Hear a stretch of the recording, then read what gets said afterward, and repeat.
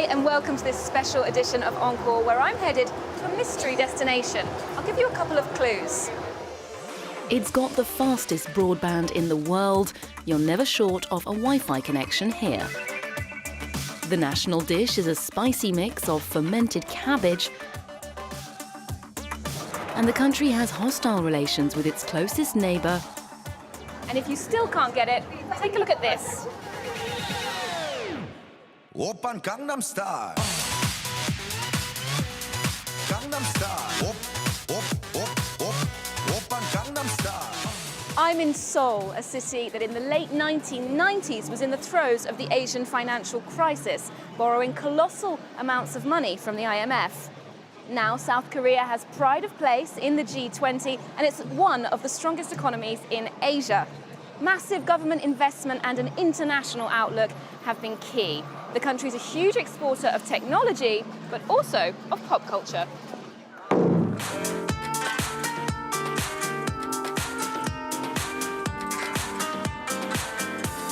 ADRIEN Lee has lived in Seoul for 10 years. He hosts a weekly show on the entertainment industry. Okay, well, that's it for this edition of SNS Star Shots. However, With a French and Korean family background, he's part of a generation who've witnessed the K-culture phenomenon.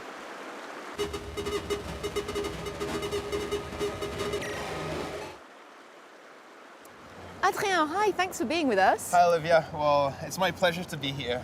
So tell me, this Korean pop culture phenomenon, it even has a name, right? Exactly, yeah. We call it Hallyu in Korea. In English, Korean wave, K-wave, and it's basically everything that has to do with Korean culture. So it can be music, it can be movies. It also goes a little bit beyond into Korean cuisine and also even the Korean language. These days, more and more people are learning the language as well. And I believe the South Korean government even supported that industry. Yes, well, it didn't really start with the government, but these days, of course, the government is using it as a tool to promote Korea, attract more tourists and more visitors to this country. And this whole Korean wave trend basically kicked off around the year 2000. And now it's really picking up speed. It's expanding, of course, to Southeast Asia, but also all over the world, even in France. Yeah. So, what are the most visible aspects of Hallyu? Well, there are two main pillars to the Korean wave. So on one side, you have Korean TV series, which we call K-dramas. And on the other side, it's the music, K-pop. And today I'll show you one of the big K-pop schools here in Seoul. Okay, let's go. All right.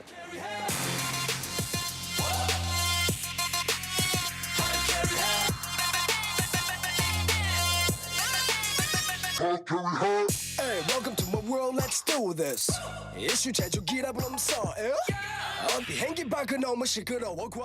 So Olivia, let me introduce you one of the big K-pop schools here in Seoul.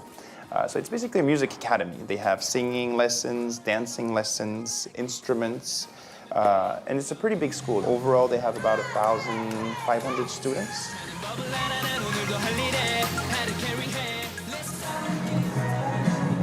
There's a rehearsal going on, I think. They're dancing. For those who don't know it, can you tell me a bit about K-pop style? What is it? Well, K-pop is basically Korean mainstream pop music. Boy bands, girl bands. They're really into it. They're really passionate about it. It's a serious business.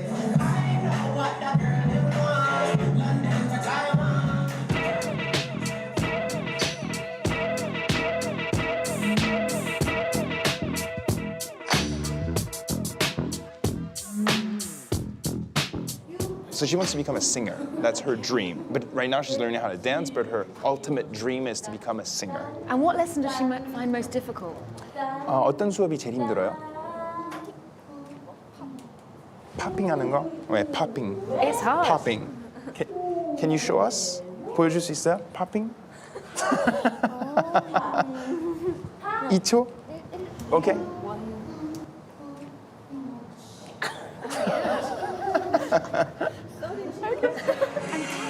K-pop bands like Blackpink, Super Junior and EXID may project a fun, light-hearted image, but this is a serious business. with strict contracts drawn up by the record labels and heavy training schedules for the young stars involved.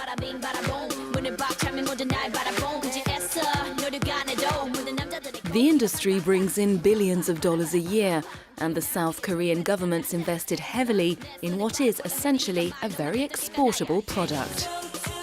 Okay, so now we're gonna check a singing class.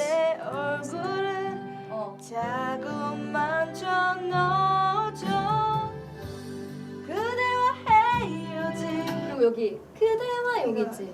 이거 밴딩 하지 마. 그대와 이렇게 하지 마. 그냥. It sounds like really hard work. What is the biggest difficulty? We have to get rid of the students' bad habits to meet the style of singing required for auditions. Audition standards are also different, depending on the record labels.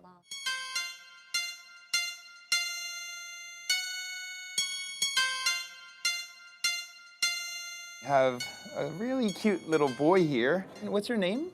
김종섭 Kim Jong-seo. He's 12 years old. So what's his speciality? What's he training for here?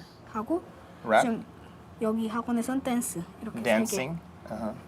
음악 만드는 건 다른 쪽에서 그거 하고 있어요.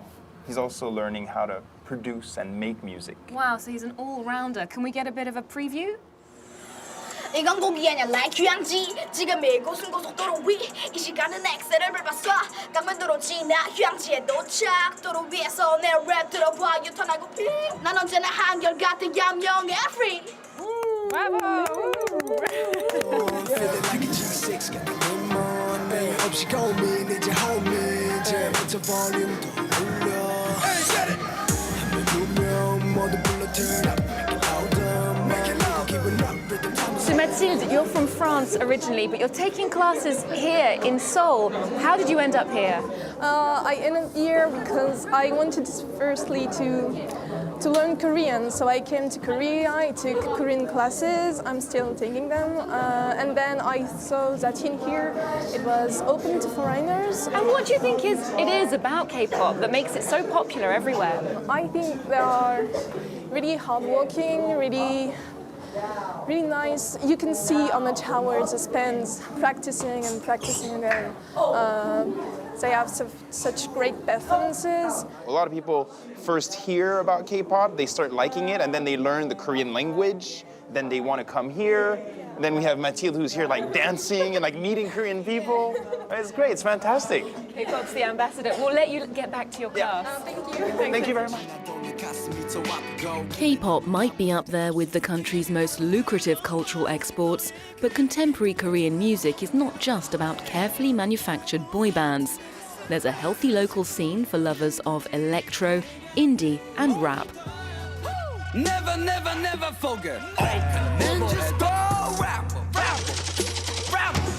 Post-rock trio Jambinai are spending more and more of their time playing outside of South Korea.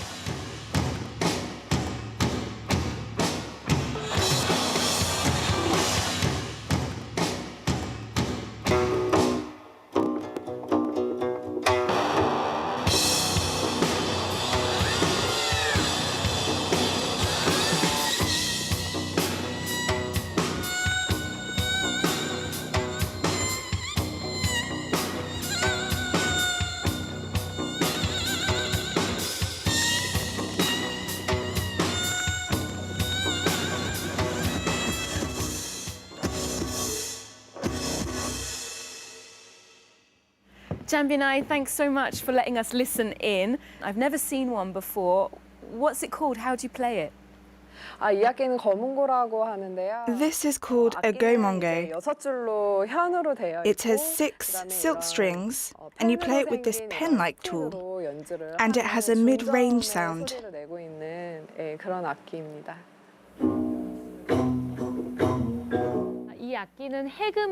This instrument is called the HYEJIN. A Western equivalent, if you had to have one, would be a violin. Jambinai has a very strong, dark and experimental sound. It's quite unique.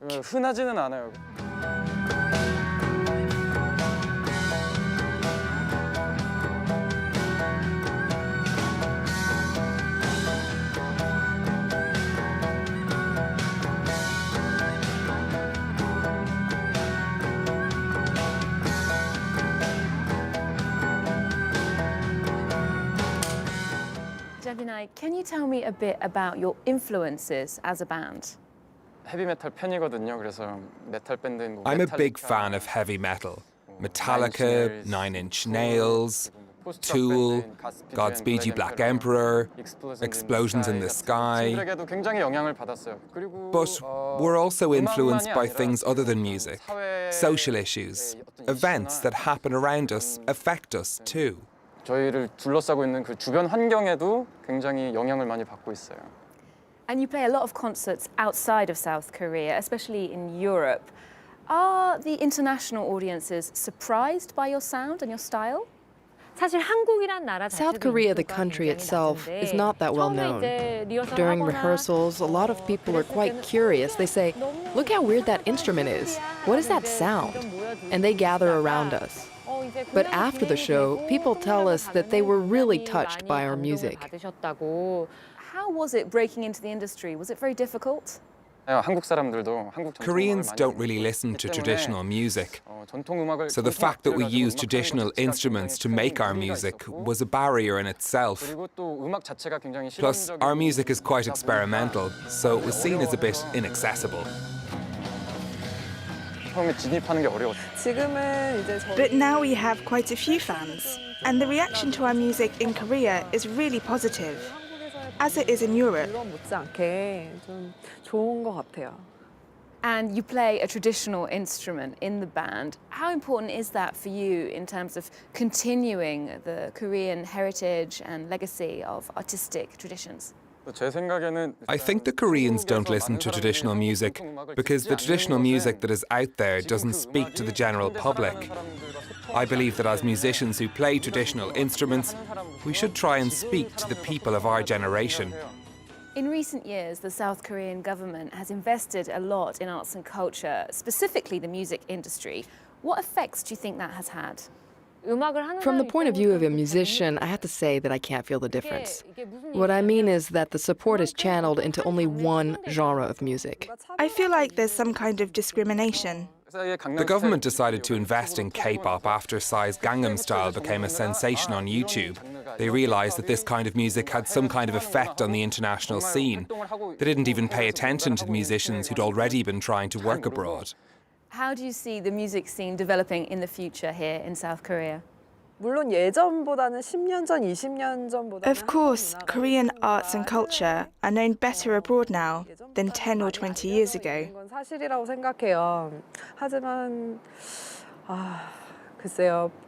But I think for the art scene to develop in the direction I'd like it to, there needs to be more profound changes.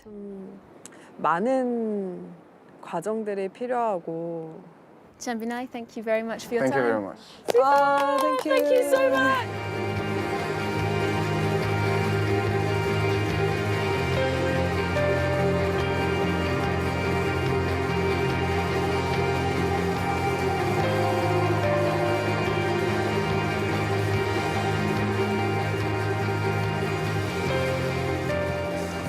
For those music lovers who don't manage to get a record contract, there's always the noraebon, the local version of karaoke. This Japanese import is just as popular here, and there are plenty of opportunities in Seoul to go and sing your heart out with a few friends. I might go join them.